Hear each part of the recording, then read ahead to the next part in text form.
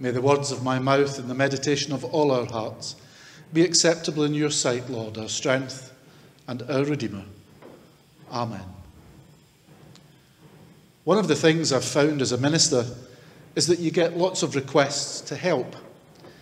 Can you christen my granddaughter? Can you conduct her wedding? Could you just say grace, minister? But one of the stranger requests I had was, could you come to the house and conduct an exorcism? Thankfully, that's not a service provided by the Church of Scotland. However, always happy to meet the person and say a prayer together. But not an easy request to get your head round. And our gospel lesson this morning is not an easy one to get your head round either, because we are talking about casting out demons. But I'm not talking about stuff like the film The Exorcist, with people foaming at the mouth, sofas and chairs floating around the air or levitating, knives and forks bouncing off the walls. No, I want to talk about the demons that are infecting our society. Demons that threaten how we can support and develop our communities, our families, and our children. How often have you asked, when you saw a baby recently, thought, what world will you grow up in? Maybe that thought is provoked by COVID. Maybe it's by violence. Maybe by anxiety. Maybe by something else. But what world will we bring them up in? One thing that is certain, however, is that you can't turn your back on the power of evil or the demons which are growing around you.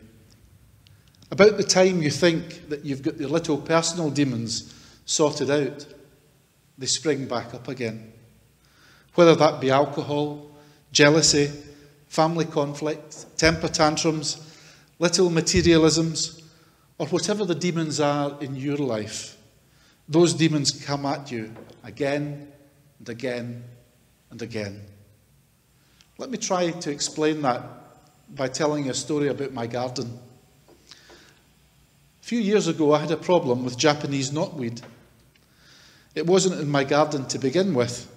It was in a neighbour's garden. But it just spreads and spreads. So from looking over the fence and saying, it's not my problem, it's someone else's, a problem which was being ignored quickly became my problem. The garden quickly became overrun by the knotweed. I sought some advice on how to get rid of it. Cut it back, I was told, but do it in the winter when the freezing conditions will kill it off. So I did. But guess what? Just when you thought it was beaten, it came back with a vengeance, thicker than ever. The knotweed won the first battle. So more advice was sought. This time I cut them back to ground level, poured weed killer down the hollow shoots to kill off the roots. And that looked to have worked. But sure enough, the knotweed started to sprout again.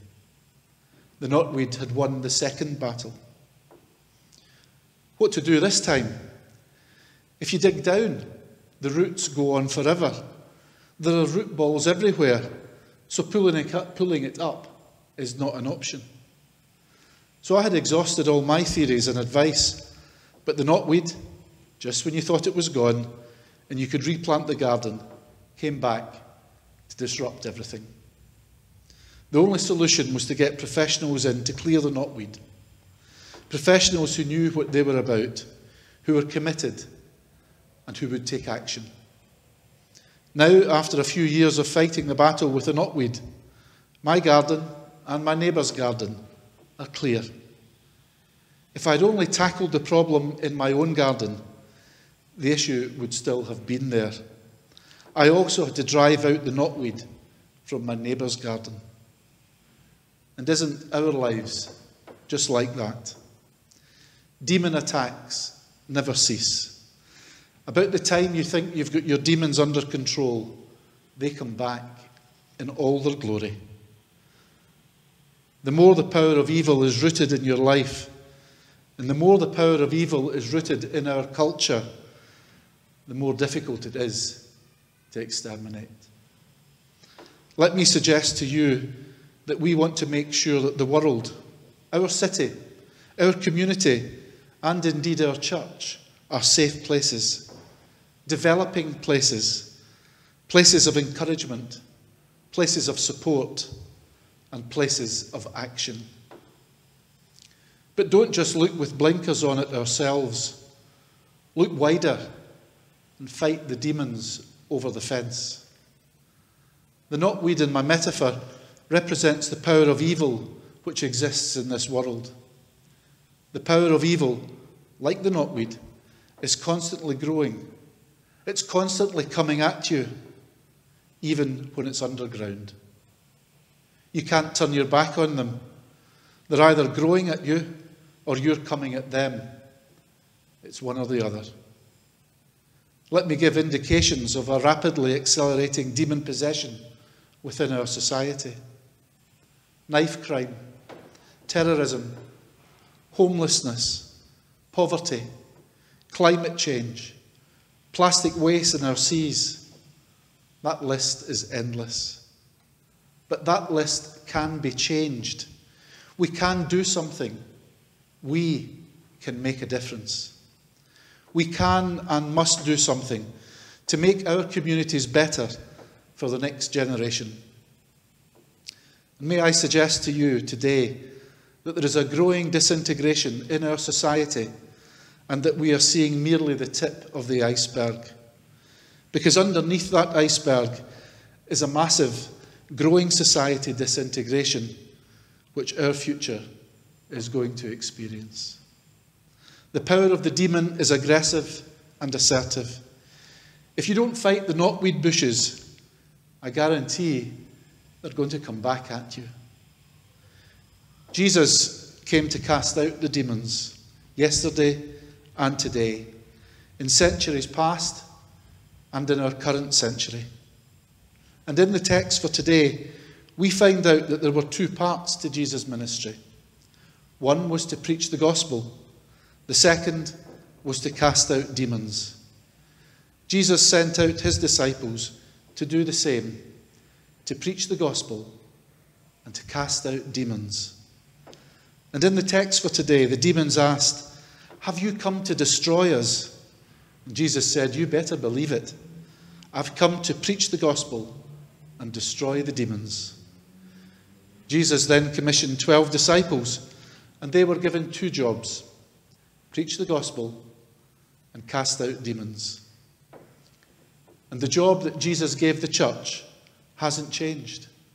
We are to preach the gospel and cast out demons.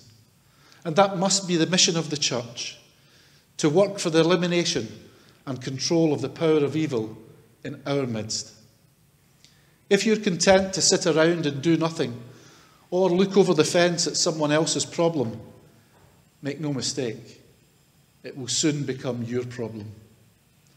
And if you're not going to get to grips with the demonic, you're contributing to the problem.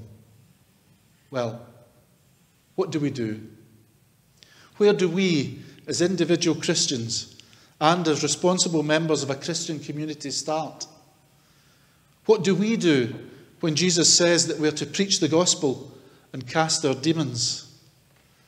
Sometimes we feel overwhelmed and hopeless in the face of the monumental evil around us. But I would like to suggest three alternatives for us to consider.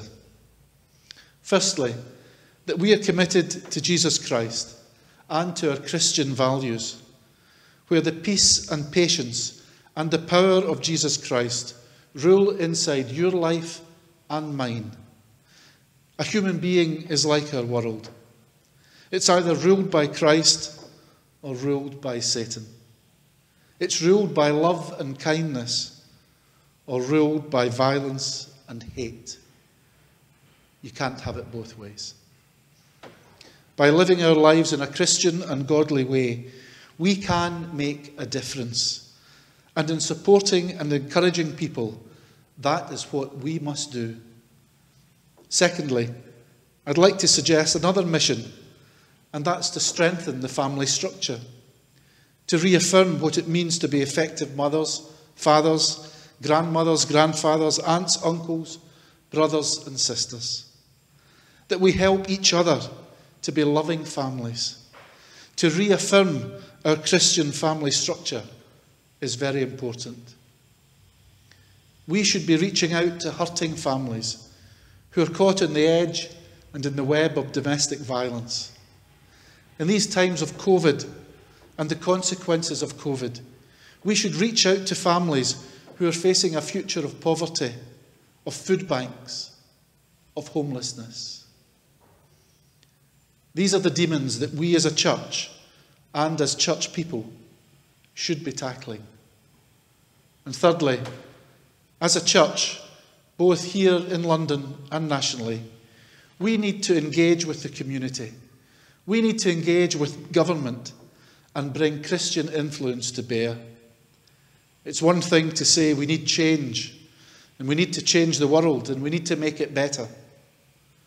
But having faith means action, doing something. Having faith means not giving up when things get tough. Having faith means not looking over the fence. Having faith means clearing away the knotweed of our lives. A long time ago, when they came to Jesus, the demons said, "Have you come to destroy us?" Jesus looked the demons in the eye and said, "You better believe it. I've come to preach the gospel and to cast out demons." Then Jesus appointed the 12 disciples, and he looked at the 12 in the eye and he said, "I have a job for you. You're going to preach the gospel and cast out demons." The disciples did, and they changed the world. You and I are called to do the same. Amen.